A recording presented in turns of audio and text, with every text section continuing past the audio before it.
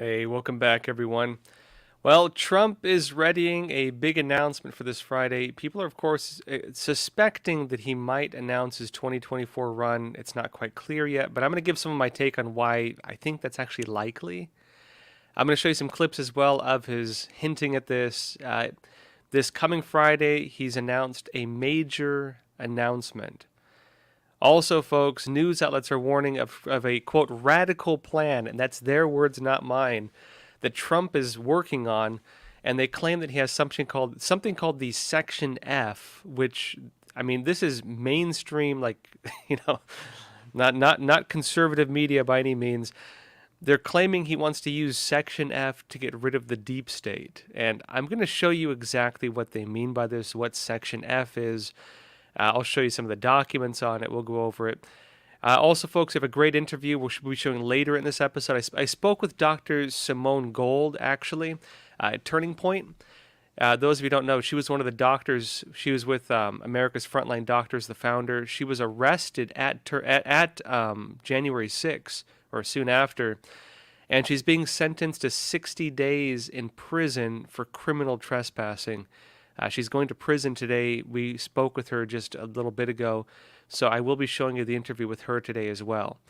That said, folks, let's jump into the first stories. First of all, though, those of you, again, there's a lot we can't talk about on YouTube, especially January 6th content, especially even some Trump content. I can't show you a lot of it. But we do have Epoch TV, and it's on Epoch TV. We can show you a lot of content that we can't show you on YouTube. So remember, we do an hour-and-a-half show every day, including a live Q&A. So come join us on Epoch TV. We'll be cutting from YouTube around 20, 25 minutes. And folks, again, always a great episode. Real quick, too, all those of you on YouTube and other platforms, we also have our documentary, The Real Story of January 6th. I can't even show you a trailer of it on YouTube because of the censorship laws that YouTube has put into place. So go to Epic TV, check it out. You can get a free trial. Just check it out. I think you'll really appreciate it. We found a lot of evidence nobody's seen before, and I think we really do change the narrative on January 6th. All right, that said, let's jump into the first story. Now, first of all, Trump is going to make his return to Washington on July 26th. So this coming Friday, Trump is returning to Washington for the first time, apparently. And let me show you what this is saying. This is according to AAM.com. And it says that former President Donald Trump will make his first return later this month to the U.S. Capitol since leaving office for what is being billed as a, quote, major policy speech, an organization announced on Thursday. Actually, Trump his website sent this out as an alert. I couldn't find the actual alert. I know Roman Balmakov from our Truth Matters program, he actually had the alert. I didn't see anyone post it, but of course people are talking about it. It says facts matter. The ex-president is expected to deliver closing remarks on the last day of the two-day America First Agenda Summit on July 26, which we will be airing on Epoch TV, a conference hosted by a pro-Trump group. Trump's speech comes as the House of Representatives Committee probing the January 6, 2021 insurrection, right? The great walk through the Capitol, continues to hold hearings digging into the events of that day, during which Trump supporters stormed the U.S. Capitol, or were allowed in and escorted in by police, depending which side you were on. Stormed the U.S. Capitol in a bid to prevent President Joe Biden from assuming office. The House panel is slated to hold its next hearing July 21st, following bombshell revelations from Republican lawmaker Liz Cheney that Trump attempted to contact one of the committee's witnesses. The matter has been handed to the Justice Department for a potential witness tampering investigation. Now, I'm going to explain why I believe Trump actually might announce a 2024 run. But first, let me show you what Trump said at Turning Point, which was, of course, just this last weekend. I was there as well. I spoke there as well. Let me show you a clip of him talking about this. Everything this corrupt establishment is doing to me is all about preserving their power and control over the American people. They're sick. They want to damage me in any form so I can no longer represent you. Obviously, they want me not to be the candidate because they never talk about anybody else. getting more votes than any sitting president in the history of our country by far. And now we may just have to do it again.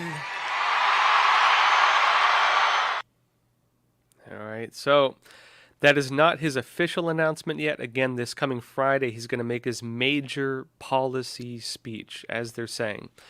And that's going to be part of the America First Agenda Summit. We can't show it. It probably won't be streamed on YouTube. I understand YouTube will delete videos if you do that, but we will have that airing on Epoch TV.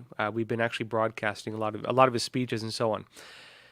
He's expected to make that announcement. And that's important because of this. Basically, from what I've been told by individuals who, have some understanding of this stuff, right, who are a bit close to Trump, is that he was, it seemed, kind of waiting things out to make his announcement. I don't know what the reasoning was for that exactly, but he's being kind of pressured to maybe make that announcement a bit sooner. One of the reasons why, in my understanding, he might be interested in doing that is because this January 6th committee seems intent on trying to prevent Trump from running from office.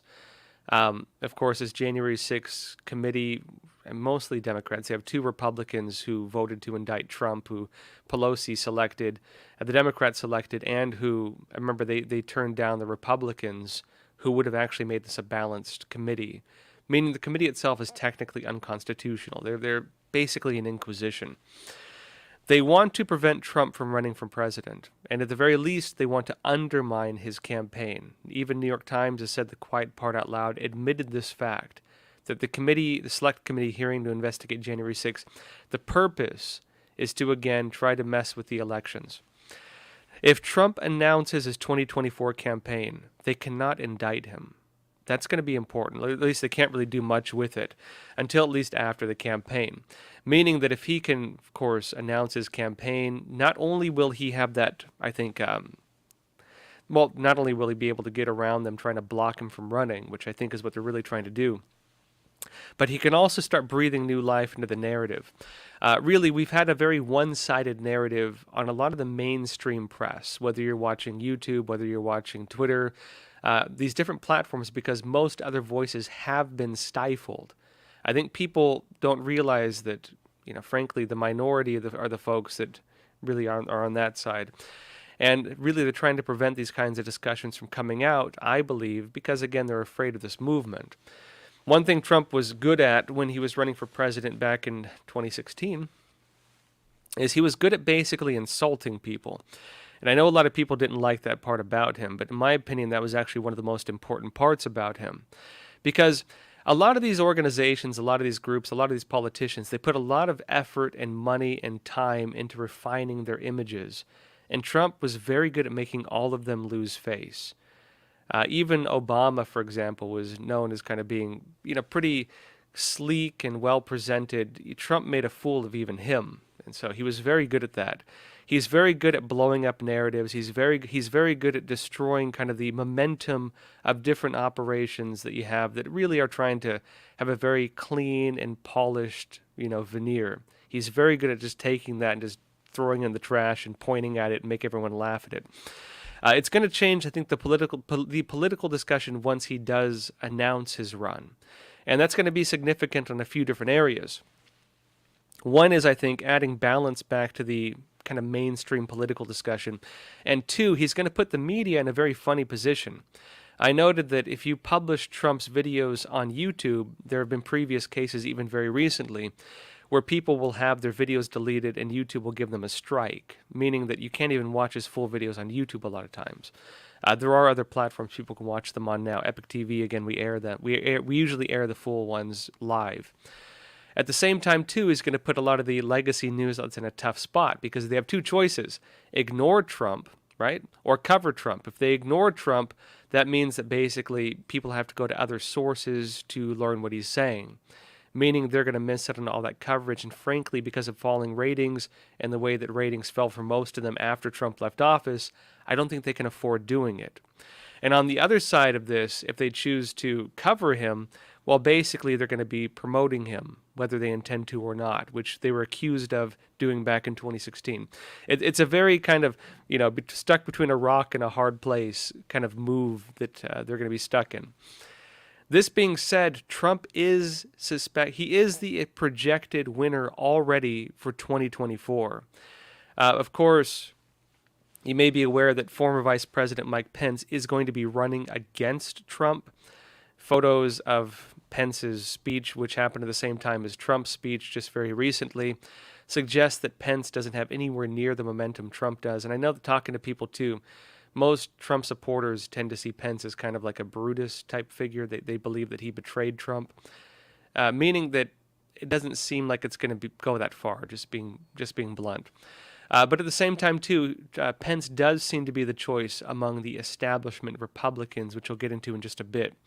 First of all, though, let me show you this, that basically, despite the January 6th committee, despite all the attacks, despite the things that we know on the surface, because New York Times is saying the quiet part out loud, and many Democrats are saying the quiet part out loud, the January 6th committee to investigate, the select committee to investigate January 6th really was, its sole purpose was to try to cleanse the nation of the Trump movement, to try to prevent Trump from running again, or to basically malign his image. Statistics have been showing, polls have been showing that it's having the opposite effect. It's actually making people more galvanized behind Trump. And let me show you this. This is Newsweek saying this. They say, it says, regardless of the hearings and the evidence being laid out against Trump, recent polling largely shows that the former president would still, more likely than not, win in 2024 if he faces off against Biden a second time. Notably, Trump has not officially confirmed a plan to run for another White House term, but it says Biden has said multiple times that he will seek re-election, something the Democrats don't seem interested in having him do, I should note. The current Real Clear Politics average of recent national surveys, which includes 4 separate polls from June 28 through July 20th, it shows Trump ahead by about 2 points. Remember Hillary Clinton was projected to win by 98%, so take polls for what they're worth. It says the former Republican president has the support of about 44.5% of voters compared to 42.5% who backed the Democrat incumbent. Trump leads in 3 of the 4 recent polls included in the average, while one has Biden narrowly ahead. Now, I'm going to go into some other key points with this. First of all, though, folks, we do have a sponsor today. Today's episode is brought to you by Secure. Over 155 million Americans were affected by data leaks in 2020. The average American had their personal data stolen about 4 times over the year. People get anxious because they can't protect their online data or their online activity. But now there's a new email and messenger app called Secure. That's Secur. That can give privacy and security for sending emails and messages. Secure's server and data center are hosted in Switzerland, which has the strictest data privacy laws in the world. Secure does not rely on big tech companies like Amazon, Google, or Microsoft, which also means it's not subject to the Intrusive Cloud Act. Secure does not ask for your phone number, it does not mine your data, it does not upload your contacts. It functions by adding people you know and then adding their secure numbers, and you can also send people an invite to chat with if you don't have it. Secure protects you from hackers getting onto your phone. You have full privacy while you're on the app. Now, it costs $5 for the messenger, $7 for the email, or only $10 for the email and messenger package. You can visit secure.com today for a free 7-day trial, or you can use the promo code Joshua to get 25% off. And big thanks out to Secure for sponsoring today's episode. Now, folks, let me show you something else. I mentioned that it seems to be the case that the establishment Republicans appear to be turning against Trump. This is partly to be expected, to be honest, because remember, even back in 2016, it was similar to this. In 2016, remember, Trump actually had a supermajority when he first came into office. Republicans control both the House and the Senate. The door was essentially wide open where they could have really done almost anything, politically. That did not happen because there were many people who deeply opposed Trump on the Republican side. People called these individuals rhinos, Republican in name only. Although I would say a lot of them were more like Reagan-era Republicans, people who didn't agree with Trump's demeanor, and so on, right? A lot of Republicans did not support Trump, and a lot of Republicans still do not support Trump. A lot of them got behind Trump because Trump became basically the head of the Republican Party, whether they liked it or not. Now, remember, they almost didn't even allow him run under the Republican Party, even when he was the, winner of the preliminaries. But when Trump threatened to run as an independent, they basically backtracked on that and let him lead the party. That was the situation back in 2016. A very similar thing seems to be in the process now. Now, Mike Pence is going to be running against Trump, at least in the preliminary elections, right? He's going to be trying to run for president. This was something I mentioned to y'all before. I'd heard on kind of the back burners, or, kind of through the grapevine, that Pence basically, one of the reasons why he voted against Trump remember January 6th, there were dueling electors from, I believe, 7 different states. Pence had the choice to count the Electoral College votes cast under normal measures or the dueling electors, which would have made Trump president. Now, part of that would be whether his assessment would be his assessment of the integrity of the election. Pence could have easily counted the dueling elector votes. I understand that there was discussion that Pence should have. One of the ideas floating around was that he was supposed to have maybe put an audit in place to check the integrity of the election, conduct a rapid audit, and then after that rapid audit, determine which of those votes he should have opened. That was the plan, some people have said. Pence chose to not do that. Pence chose to bypass that process and essentially go against Trump. He claims he had no choice, but after he claimed he had no choice, Democrats took moves to make sure that the laws were changed to prevent something like that from ever happening. If that was not a choice, why did they have to change the laws? Or they didn't do it, but try to change the laws to make sure that didn't happen, right? The facts don't line up, just being frank. Pence is now in a place where he seems to be the choice of the establishment Republicans, the ones who don't like Trump, and there are still many of them. And you can see now that some of the media, even previously kind of pro-Trump media that I'd say was more Republican, but maybe leaned in the areas of kind of supporting Trump, are beginning to turn against him. First of all, let me show you New York Post. They say this. They say Trump's silence on January 6 is damning. And they say this, as his followers stormed the Capitol. This is the New York Post, right? As his followers stormed the Capitol, calling for his vice president to be hanged, President Donald Trump sat in his private dining room watching TV doing nothing for 3 hours, 7 minutes. There has been much debate over whether Trump's rally speech on January 6, 2021 constituted incitement. That's somewhat of a red herring. What matters more and what's becoming crystal clear in recent days is that Trump didn't lift a finger to stop the violence that followed. And he was the only person who could stop what was happening. He was the only one the crowd was listening to. It was incitement by silence, is what they're saying. And they continue further in saying it's up to the Justice Department to decide if this is a crime. But as a matter of principle, as a matter of character, Trump has proven himself unworthy to be this country's chief executive. Now, briefly, this thing is filled with false statements. It's shocking, actually, to see New York Post make so many false statements like this. First of all, remember, so basically the recent January 6th committee hearing claimed that Trump for over 3 hours was basically sitting around doing nothing on January 6th. This actually contradicts their previous hearing, which claimed that Trump was so, crazy and worried about January 6th that he tried seizing the steering wheel from his driver and forcing them to take him there. It said that Trump wanted to go to the, Capitol building and was so crazy about it, he tried to pulling like a speed move and hopping the seats or whatever like that. They're changing the narrative, in other words. Number two, well, Trump actually did do something, which is he authorized the deployment of the National Guard. Liz Cheney actually lied she came close to lying during this committee. It was actually a play on words she used. And this is something to be aware of in terms of how politicians oftentimes use plays on words to mislead the public. What she did was extremely dishonest, in my opinion. She said Trump did not order the deployment of the National Guard. Now, This is important. The President of the United States cannot order the deployment of the National Guard. The deployment of the National Guard requires a signing off process. The President can authorize the deployment of the National Guard, which Trump did. So Trump authorized the deployment of the National Guard. That authorization was not accepted by Nancy Pelosi, Mitch McConnell, or Muriel Bowser, the mayor of Washington, D.C., meaning if they claim this is dereliction of duty, it should fall on them, not on Trump, because Trump did authorize it.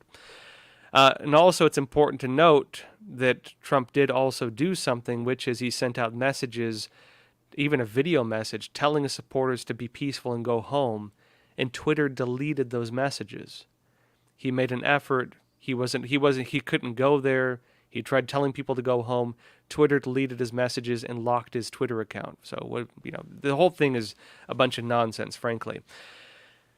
And it's shocking to see New York Post is lying like this, frankly. Maybe they don't know the truth, or maybe they're doing it intentionally. Briefly as well, I'd recommend watching my documentary again if you haven't seen it, The Real Story of January 6th. I show this information. We go over this information and we debunk a lot of the lies that are out there. Now, that being said, yeah, again, that's on Epoch TV, epochtv.com. And if you're on YouTube, another channel, go in the description, get your free trial, at least just watch the documentary. Get your free trial. Don't have to pay anything to watch it as a free trial. I highly recommend it, and it will debunk a lot of the lies you've been told. Now, that being said, it's not just New York Post taking this stance. The Wall Street Journal has also taken a similar stance. Let me show you this. Now, it's important to note this is an opinion piece, so it's not quite clear if this is like official opinion of the Wall Street Journal itself. But they're saying this: the president who stood still on January 6th, and they're writing that they say even as the riot at the Capitol, Trump wouldn't tell his supporters to stop, which is not true. I'm shocked to see the Wall Street Journal say this. Even as the riot raged at the Capitol, Trump wouldn't tell his supporters to stop. No matter how you view the January 6th committee special committee, the fact is laying out in hearings are sobering. The facts laid out in the hearings are sobering. The most horrifying to date came Thursday in a hearing on President Trump's conduct as the riot raged and he sat watching TV, posting inflammatory tweets, and refusing to send help. Now, folks, again, Trump, this was after they claimed in the previous hearing that Trump wanted to go there so badly they tried wrestling the steering wheel from his driver, which was debunked, and they're lying on, frankly, the people on his committee are lying through altering information, claiming that Trump, refused to deploy the National Guard. Trump authorized the deployment. That was as much as he could do as a president. This is extremely misleading. Frankly, it's shocking to see these media outlets just misleading the public like this, frankly. And remember what did happen, right? They're saying that Trump did nothing. He was writing inflammatory tweets. Let me show you Trump's inflammatory tweet. Trump tweeted a video telling people to be peaceful and go home, and then Twitter deleted it. Now, I had to dig for this. This is KACT in 2021. And it says, President Trump tweets out video statement, go home in peace. This is what Trump tweeted out on January 6th. Unfortunately, the video has been deleted. But I can read to you what he said. He says, I know your pain. I know you're hurt. We had an election that was stolen from us. It was a landslide election, and everyone knows it, especially the other side. But you have to go home now. We have to have peace. We have to have law and order. We have to respect our great people in law and order. We don't want anybody hurt. It's a very tough period of time. There's never been a period of time like this where such a thing happened, where they could take it away from all of us, from me, from you, from our country. This was a fraudulent election, but we can't play into the hands of these people. We have to have peace. So go home. We love you. You're very special. You've seen what happens. You see the way others are treated and that are so bad and so evil.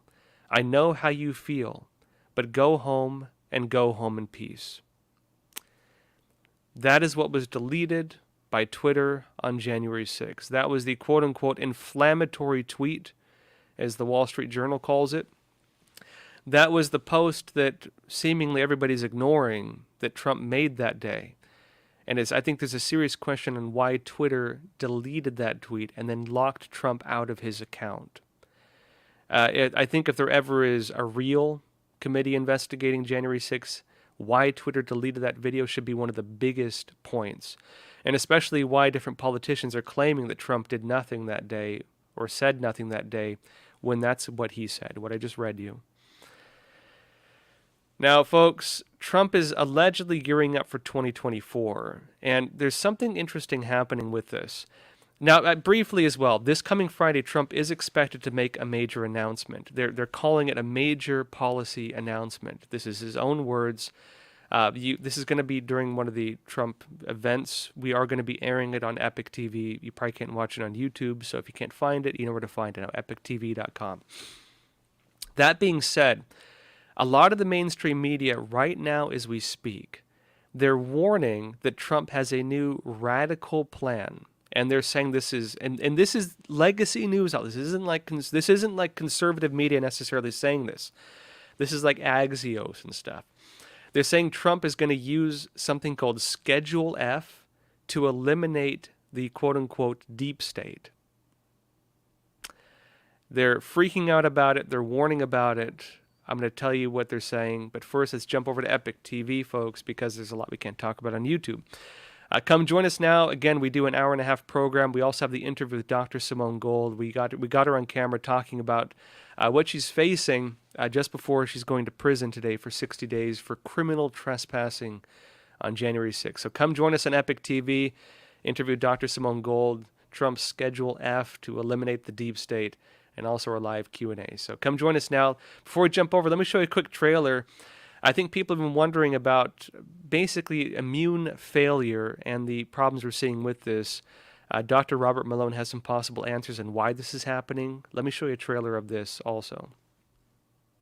It is about profit. The vaccine enterprise is a fascinating business space. It is the ultimate cash cow. You have a monopoly. Bang. Okay? And it's not just that. You have complete indemnification. You can't be held liable. If you're a vaccine manufacturing company, this is a perfect business model. You've got a cash cow that you can milk every year. You get your check from the government.